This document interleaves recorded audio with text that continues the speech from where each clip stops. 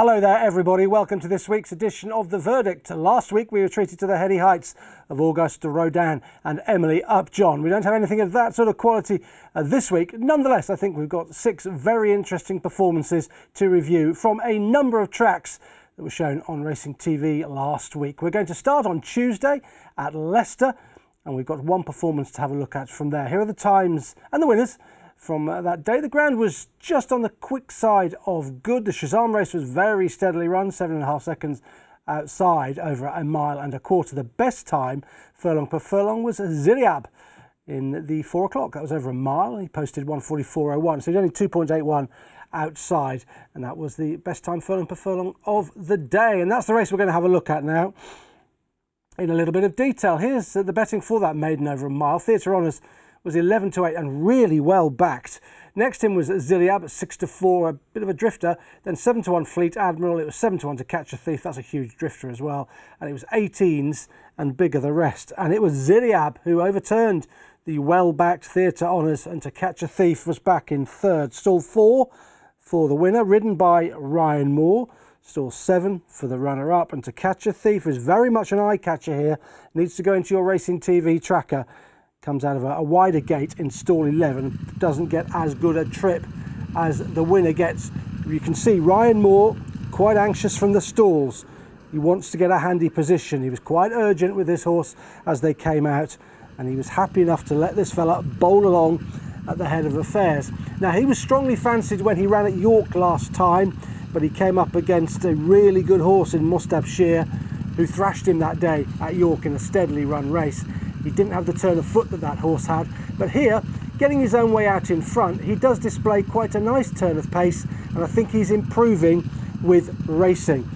This was a race that was quite steadily run in the early part. The finishing speed percentage 102.44, so he finished off in the lead 2.44% quicker in the final 3 furlongs, and he ran the rest of the race. So it was quite even from Ryan, although if you do look at the sectionals produced by Course Tracks on the Racing TV website, you see that Ryan was quite steady in the early part of the race, and then the pace really picked up at halfway.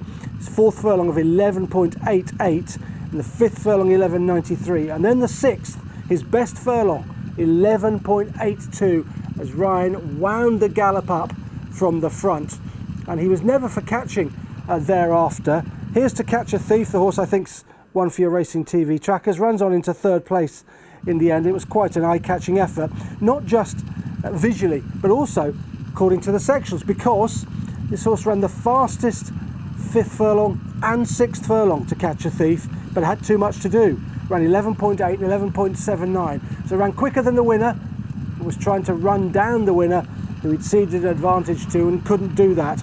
So definitely To Catch a Thief needs upgrading, a big sectional upgrade for this horse. He finished in 3rd place. He looked green as well, he hung under pressure. Ryan is able to ease down close home on the winner, Ziliab, and his superiority here, I believe, was not just down to an easy lead and a good ride from the world-class Ryan Moore, who's riding at the top of his game. It's because this is a rapidly improving horse for the Sir Michael Stoute team, and there's going to be more to come from him, perhaps even in a better race where he can drop in, track the leaders, and then pick up in the manner that he picked up here, which was quite eye-catching as far as the sectionals were concerned. That 11.9, 11.93, 11.82, sustained speed from Ziliab out in front, and nothing was able to come at him and run him down. Theatre Honours was always prominent. He had every chance in the Godolphin Blue, well backed, just not good enough on the day.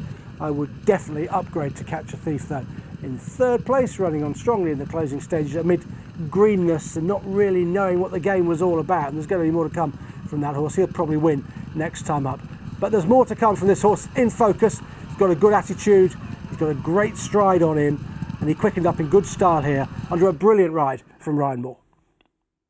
From Tuesday at Leicester, we'll go to Kempton Park Wednesday evening, and these cards at Kempton this time of year often throw up quite decent performances, and I think that was the case this time around. This was a decent card. The times were pretty quick overall. A good time from New Business in the 650 contest.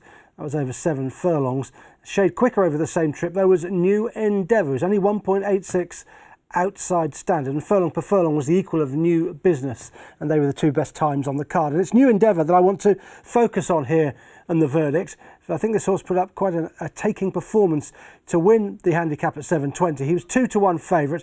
Lunatic was 6-1. Animate was 7-1. It was 7's Berkshire Phantom, and Alpha Crucis was 17-2. 10s and bigger the rest. Okay, let's have a look at what happened out there. New Endeavour came out of stall number 2, so good draw down towards the rail. Berkshire Phantom right next door from stall 3 finished second, and Animate from 10 was back in 3rd place. The reason I've picked this race out is because New Endeavour is quite lightly raced. This was just a second run back off a layoff, and this horse has got a tremendous turn of foot. It's a really useful prospect. Winning this off a mark of 84, but I put it to you that I think this horse is probably 100 horse plus in waiting. He gets a good toe through this contest, just tucked in behind the leaders there, the yellow cap, keep an eye on him there, and ridden with a bit of patience. The pace was okay, finishing speed percentage 105.37. That's an indication of the pace, I think, but also how quickly New Endeavour finished this race off. He really picked up in taking fashion for a final 3 furlongs of a very impressive 34.76. Over this sort of trip, if they'd run 36 seconds, even 12s, you'd say, well, that's okay, not too bad, but he's gone well under that at 34.76. Just watch this turn of foot. His 6th furlong being his best by some way, and load better than anything else in the race. 11.13 through the 6th furlong. Now he's about to go from the 2 to the 1. That's the 6th furlong, angled out now, and just watch this fella quicken up.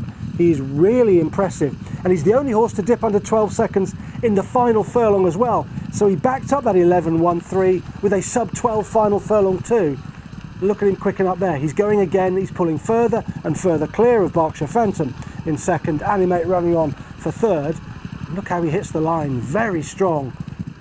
He's a really nice horse, this, and I think underestimated off a mark of 84. Surely he's 100 horse plus going forward, and I think he's a very useful prospect. He does like the all-weather. He likes a synthetic surface.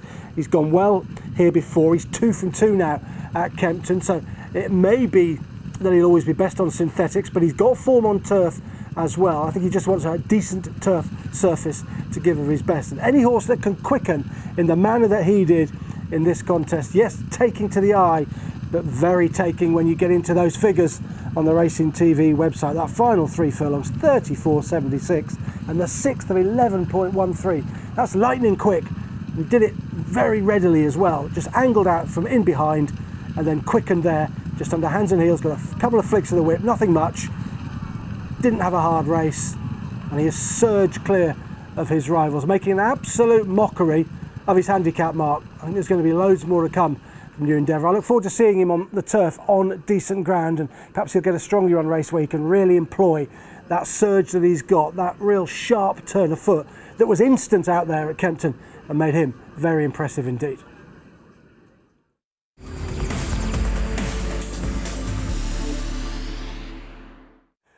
Time now to go to Ireland, to Leopardstown on Thursday. We'll have a look at all of the winners, and then we will concentrate on Tower of London, who won the 7:30 mile-and-a-half contest in 2:42.6, over 11 seconds outside standard. So a pretty slow time. There were a number of slow times on the card. Agenda was slow, over a mile-and-a-half as well. But let's concentrate on Tower of London. This is a horse trained by Aidan O'Brien. Ryan Moore was on board, and I think this is a good performance from him. He came out of stall number 4 and beat Shamwari from 2 and Thunder Roll from stall number 3. You saw from that time that it was a pretty modest time overall. You always go to final times when you want to analyse a race. Go there first and then try and work out how that time was achieved. Well, this final time was achieved because the race was very steadily run, and you can probably tell that looking at them in this early part of the contest. They crawled along, producing a finishing speed percentage of 116.74. So the winner, he's in second place at this stage. He's come home very fast, 16.74% quicker in the last 3 furlongs than the rest of the race. So he's picked up and quickened really well. But that's a function, 1, of his ability, and 2, the fact that he's saved a lot of petrol in the early part of this race. But I like the way that he went about it once Ryan Moore really got into him, and I like the fact also that he's lightly raced as well, and there might be more to come from him, and that more might come at Royal Ascot because he's in the King Edward the 7th there, and it's possible that they'll have a tilt at that. For he's not had a hard race here. He merely just had to pick up through the final 3 furlongs in good style to win this. And the figures tell us that even though this race was steadily run, that the final 3 furlongs was pretty good. He picked up well, 34.82 he went through those final 3 furlongs. Now remember New Endeavour we looked at Kempton, when New Endeavour quickened up, went 34.76. That was a 7 furlong race. Well, they've gone just above that here, 34.82. So he has quickened up in really good style. Now, why is that impressive? This, you could say, is just a bit of work at home. That's all they've done. They've dawdled and then sprinted. Well, it's impressive because he's got tons of stamina on the damn side of his pedigree. He really is bred to be quite a stout stayer, this fella. Yet, he looks to be a stayer with a turn of foot. And that can be a real potent weapon, because I think he'd be miles better if he got a strongly run race that draws out his stamina. But if you look at his figures late on, he's definitely got speed. His 10th furlong was good in 11.77, and his 11th furlong he went 11.3. Now roundy poundy slow old stayers can't do that, but he can. 11.3 for a horse that's very stoutly bred is pretty impressive. Now they're turning on the taps when they turn for home, and Ryan Moore's horse quickens up in good style, not in the style really of a strong stayer, just in the style of a horse with loads of speed and loads of ability. I really like the way he did this. Now, second place, you've got Shamwari running on and grabbed second. Thunderroll was back in third. Shamwari was actually quicker through the final furlong than the winner, but that's because the winner hangs to his right and just cedes a little bit of ground late on. It reminded me of St Mark's Basilica, actually, the way you remember he drifted out to his right quite badly when winning the Irish Champion. Well, this horse went that way as well. You'll see this from the head on. But this did turn into a sprint, but for a horse that's stoutly bred, this fella was really impressive to my eye, and that 11.3 was a very fast furlong for a horse who's improving, who's lightly raced, and there could be plenty more to come. I'd venture to say they will have a crack at Royal Ascot with him. I think the King Edward the 7th might be the race for him. Look at the drift out to his right, allowing Shamwari to look like he's going to close down late on. In fact, he does run a fast final furlong. But this fella running around a bit under pressure. He's a good looking individual, and there's going to be a lot more to come. And that man on board, we've already seen him on Ziriab at Leicester, Ryan Moore. He is riding sensationally well at the moment. Nobody in the world riding better than him at the moment, and he's timing that pretty well, isn't he, with Royal Ascot just around the corner. And that is where you might see Tower of London next. So let's turn our attentions to the weekend now and go to Haydock. It was a good sprint on the card there, and a decent card overall really. We'll have a look at a couple of races. We'll do Sea Silk Road fairly shortly, but first of all we will go sprinting. The opening race on the card, it was regional over 5 furlongs, who dipped under standard. Ratia did as well, but regionals was a very good time, furlong per furlong minus 0.16, and really is a progressive sprinter. So have a look at this race. The betting was as follows: 3-1 Equilateral, Prince of Pilo was 18-5, and regional 5-1, 6-1 Russell. Clarendon House, who'd run well at York behind regional and then run well in the dash at Epsom, he was 13-2, and it was 8-1, and bigger the rest. Corker also ran behind regional last time they met. As regional goes in again then, stall number 5 for the Ed Bethel team, stall 10 for Equilateral, and Frankie was second. Russell for the Horse Watchers finished third, and Makarova from stall 9 was in 4th place.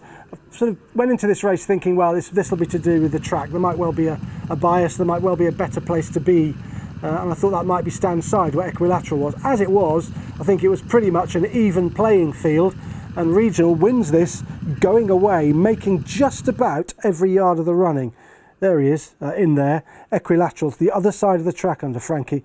He finishes back in 2nd place. Russell, I think he's quite an eye-catcher in this race. He's there, and he finishes back in 3rd, running on, well, making eye-catching headway, shall we say, rather than running on in the late part of the race. But this regional is very progressive. He was really strong to the final 2 furlongs, a 10.85 and an 11.15. That 10.85 really sealed the deal in the 4th furlong. He's about to do that now from the 2 to the 1. Here he goes, getting himself to the front and running 10.85. And look how quickly this horse, Russell, has made up his ground from the back of the field. He cruised up to them angled towards the far side, used a bit of speed to get there, and he looked like he might win at this point.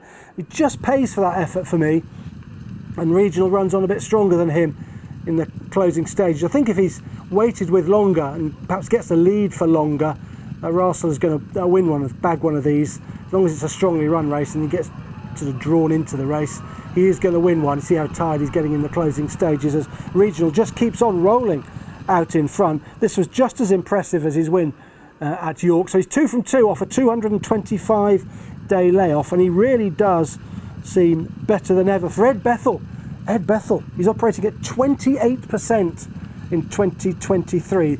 That's 21 winners from 76 runners. So he really is getting the job done, Ed. Now you can see where Russell is. He's tucked in just about last, right-hand side. And then he makes up his ground very smoothly and very readily, telling you he's in good form, this horse. But he can't go on thereafter. But Regional, well, he looks like a very likely type for the Wokingham at Royal Ascot, doesn't he? I'm sure they'll think about having a crack at that. Well worth a go. He stays 6 furlongs. This was just 5, but he does stay 6. He was pretty strong at the line in the closing stages, and I think that there's going to be more to come from Regional. The hat-trick beckons, and Russell, I think there's a big one in him, you know. He's a good sprinter. He's proved that the last couple of seasons, and I think there could be a decent race in him this season. Equilateral, he goes well when he's fresh. He's done best of those that race towards the stand side.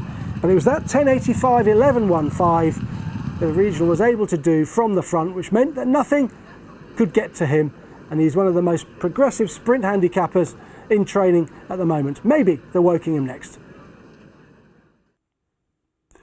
I think in terms of analysis, one of the most interesting races of last week was this Sky Bet Leicester Piggott Stakes. It was Group 3 for fillies and mares, Haydock Saturday, 1.5 miles the trip, Time Lock the favourite, even money. 100 to 30 Madara, very weak in the market. 9 to 2 Sea Silk Road, who was conversely quite strong. Natro's 9 to 1, and Poptronic, the outsider, at 11 to 1. And it was Sea Silk Road for William Haggis and Tom Marquand who prevail here. And they did so from stall number 1. And they got the better of Natro's, who came out of 6. And third was Poptronic, who came out of stall number 3. So why is this one of the more interesting races? Well, I think it's just interesting in terms of pace and how the race was actually run. It was a race that was a bit sort of slow really, and it was wound up a bit too soon by those towards the 4, particularly Madara, who travelled really strongly in second place, but got going too soon in the home straight, and then the race set up for Sea Silk Road, who at this stage is sat last and ready to pounce late, and benefited from this pace that picked up in the home straight, and a bit too prematurely at that, because from 4 furlongs out to 2 furlongs out, 11.42 and an 11.02 from those up front, well, that's just too soon. It's premature to do an 11.02 from the 3 to the 2. They're going to weaken, and they fell into Sea Silk Road's lap, who ran on really strongly in the closing stage. She stays very well, and I think the fact that the pace was wound up a long way out played into her hands, because she's got plenty of stamina. But I'm definitely marking up the horse sat in second, Madara, who fired that 9th furlong of 11.02, but it was all too soon. The effort needed to be delayed a little bit longer, and this fell into the hands really of Sea Silk Road, who's entered in the Pretty Polly at the Curragh. That would seem perhaps a likely target for her. She's got plenty of raw ability. She handled a quite quick ground here as well, and it was impressive the way she's picked up the horses that were quickening in front of her, even though they did tire inside the final furlong. You've got Poptronic back in 3rd place, was a little bit keen at this stage, just sat 3rd there in the red cap. The favourite in 4th, already under the pump from Ryan Moore. It's a little bit of a disappointing effort. Now look at Madara, cruising up into this now, on the bridle and about to fire an 11.02. But it's too soon. It's at least a furlong too soon, really. Look how well Madara's going there. Absolutely cruising, going better than anything. And remember, Madara had won in a fast time at Kempton prior to this, and she is not one to give up on at all. Now she starts to get tired, and Sea Silk Road, angled out by Marquand, comes and picks up the pieces in the closing stages, as Madara eventually weakens right out of it. Poptronic runs on a little bit to one pace, time lock towards the outside, the favourite, didn't really pick up for Imorn, was a bit flat. Seasick Road gets past Natros. Pop Tonic just running on a little bit in the closing stages, Madara fading into 4th place. So what we had was quite an evenly run race until they turned in. Then they kicked a bit too soon, the leaders, Natros and Madara. Madara paid for that, and Seasick Road came calling late. Well-judged ride from Tom Muckland. He knew exactly what was going on out there. He bided his time. He didn't get to the front till inside the final furlong. That was a very well-judged ride from Tom, who's riding really well at the moment. And this filly could be going to the Curry, you would have thought, perhaps for that Pretty Polly Stakes next. They did finish quite close up, but I still think the form's okay. I still think Madara's a horse to be with. Definitely Racing TV tracker. You don't want to miss Madara next time up. We should probably be given a more circumspect ride, perhaps a little bit more patient, perhaps ridden how Seasick Road was ridden. We'll see Madara back in the winners' enclosure again. But Seasick Road, she's a class act, and she won the feature event at Haydock on Saturday.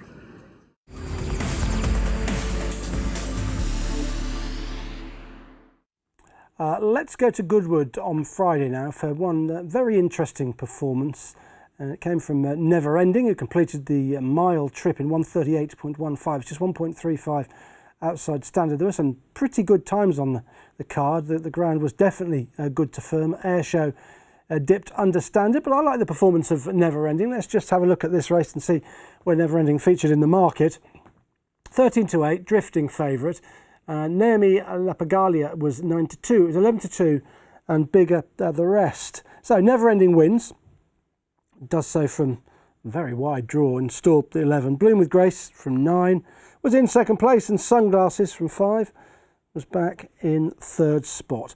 I thought this was a nice performance from Never Ending under Benoit de la Sayette, riding for Team Gosden, and I think he does really well on this filly because she's still very green, very raw and inexperienced, yet he manages to get her to win without being too hard on her in the closing stages. Quite steadily run, finishing speed percentage of 106.02, so finishing off 6% quicker in the final 3 furlongs than the rest of the race.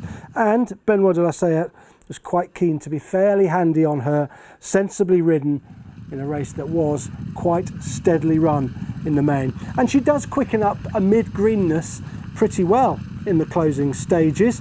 6th furlong was her best, 10.98. And then she was able to go 11.22 after that. So she has got quite a good turn of foot, this filly, but it doesn't really look like she has, because the visuals tell us she's hanging and not really wanting to go forward and not really knowing what to do. But actually she's going pretty quick. So she's a bit deceptive in the way she goes about things. Here, you wouldn't be sure in running that she was going to win. Sunglasses is out in front in the yellow and green colours, having dictated that steadyish gallop. And now Benoit de la Sayette's going to get after her and try and persuade her to get on with it. And you can see, look, head to one side, galloping in the air a little bit. But while she's doing that, the sectionals tell us she's firing a couple of quick furlongs at 10.98 and 11.22. And she's gradually getting the hang of things in the closing stages. So amid inexperience, she's able to run 2 fast furlongs. And just now, she's levelled out, straightened out, and Benoit can just push her out hands and heels in the closing stages for a cosy enough win. I think she's going to make a massive step forward next time in better company when she knows more about what she's meant to be doing. She was just very green here, but she's obviously got an engine. She's got the raw ability. Those figures that I told you hinted at that. They told us how good she is, but if you just watch her, she just looks gawky and like she doesn't know what she's doing really, but she does. She's fast. And I thought Benoit de la Sayette was seen to really good effect here. He's a very good young jockey, Benoit. Had a winner at the Epsom Festival, the Derby Festival last week, and he's riding very well. A couple of deft changes of whip hand in the closing stage. Look at her running around. She's all over the place, yet she's running quite fast, according to the sectionals. And I therefore think she's miles better than this bare result. And I also think that Benoit de la Sayette is perhaps a lot better than people give him credit for as well. I'd put him in the frame for the job at the Gosdens one day, because I think he is a very, very good young jockey. Had his troubles, we all know about that. They're behind him now, and that is evidence of just how well he rides, and that is definitely a horse to keep an eye on. I'd go Racing TV Tracker again for Never Ending, up in grade, I think, next time up, and she'll be pretty hard to beat. There's a lot more to come from her. So that was this week's verdict. I hope you enjoyed looking back at some of those races. I think there's a number of horses that we can follow. Tower of London, definitely from the Aidan O'Brien yard. When he gets more of a test of stamina, he's going to be a much better horse than the one we saw at Leopardstown last week. I like New Endeavour and the way that horse quickened up at Kempton as well. And there could be more to come from Ziliab, who really highlighted the strength of Mustabshir, who beat him at York and beat him hollow. Mustabshir might be going to Royal Ascot. So lots for you to think about in the verdict this week. I hope you enjoyed it. See you next time. Watch live racing now on racingtv.com.